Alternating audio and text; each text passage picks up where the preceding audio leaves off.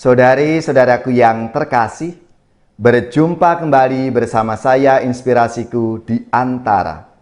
Renungan harian Senin 6 Mei, Pekan Paskah yang ke-6.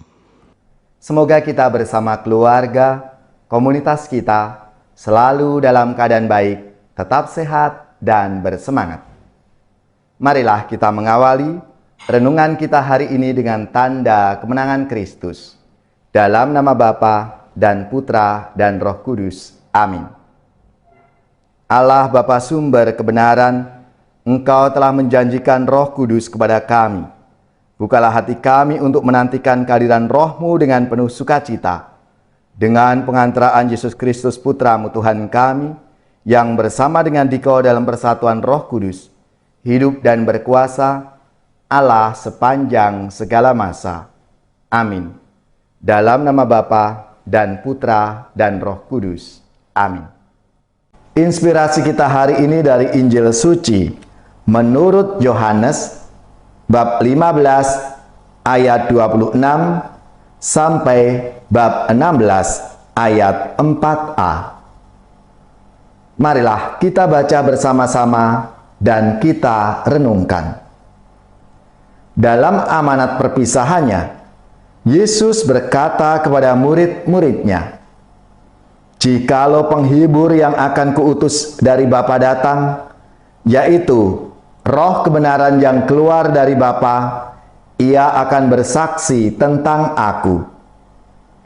Tetapi kamu juga harus bersaksi, karena kamu dari semula bersama-sama dengan Aku. Semuanya ini kukatakan kepadamu, supaya kamu jangan kecewa dan menolak Aku.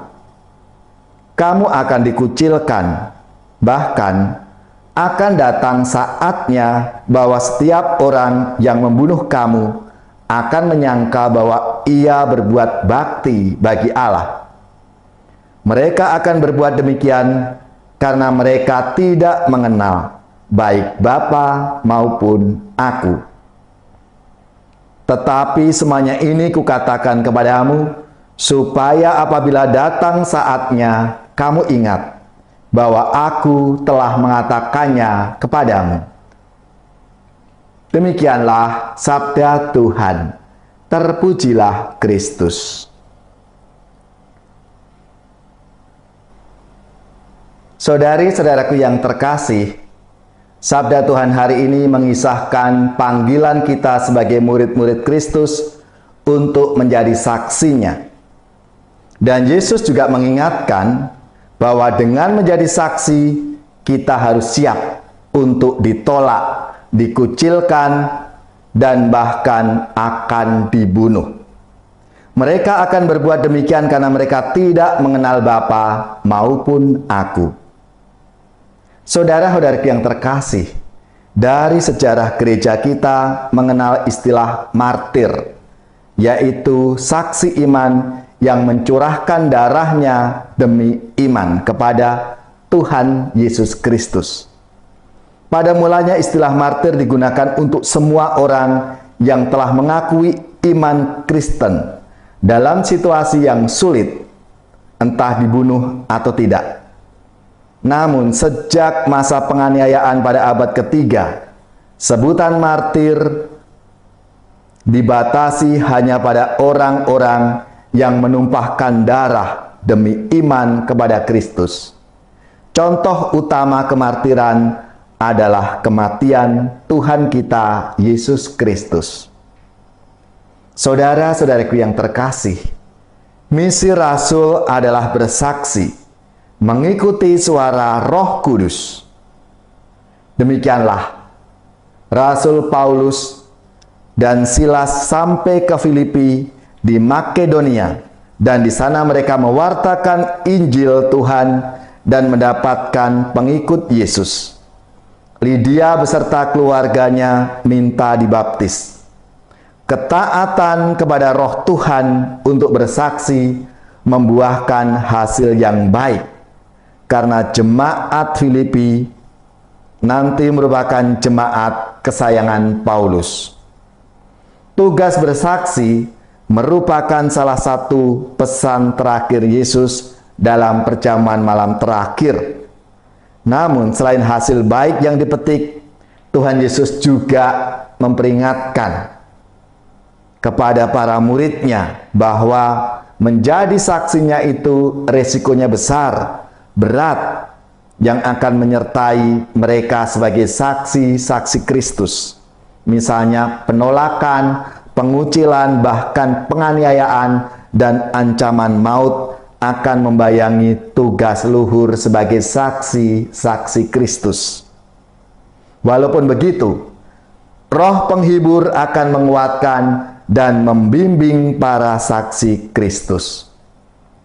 Saudari-saudaraku yang terkasih, Injil memang tetap harus diberitakan kepada bangsa-bangsa, sekalipun dunia menentang, menangkap, dan memenjarakan para saksi Kristus. Roh Kudus akan tampil membela dan berbicara dengan caranya sendiri. Tidak ada jalan yang instan untuk mencapai keberhasilan sebagai saksi-saksi Kristus. Pertanyaan refleksi untuk kita semua, siapkah aku menjadi saksi Kristus dalam hidupku? Saudara-saudaraku yang terkasih, marilah kita semua seturut teladan saksi utama, yaitu Tuhan kita Yesus Kristus. Kita pun diajak untuk berani menjadi saksinya dalam kehidupan kita masing-masing. Karena Tuhan Yesus akan membimbing, akan menuntun melalui Roh Kudus-Nya yang akan menyertai kita senantiasa. Marilah kita mohon rahmat-Nya supaya kita berani untuk menjadi saksi-saksi Kristus dalam hidup kita masing-masing.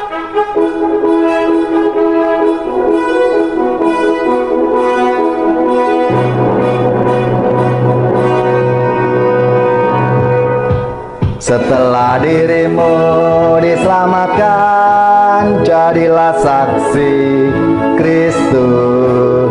Cahaya hatimu jadi terang, jadilah saksi Kristus.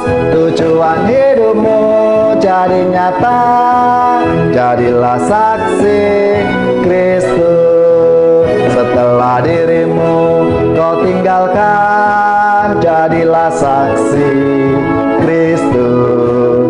Kehidupan baru kau dapatkan, jadilah saksi Kristus. Api cinta Kristus kau kobarkan, jadilah saksi Kristus. Di saat hatimu jadi hampa, jadilah saksi Kristus.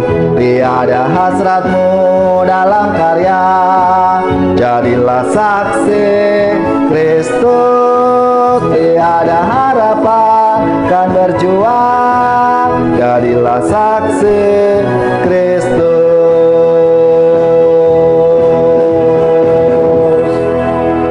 Saudari-saudaraku yang terkasih, marilah kita siapkan hati kita untuk menerima berkat Tuhan. Semoga saudari-saudara sekalian, keluarga-keluarga dan komunitas kita, orang-orang yang kita doakan, mereka yang sakit, yang menderita, seluruh tugas, belajar, pekerjaan, usaha serta karya pelayanan kita, dibimbing, dilindungi dan diberkati oleh Allah yang Maha Kuasa, Bapa dan Putra dan Roh Kudus. Amin.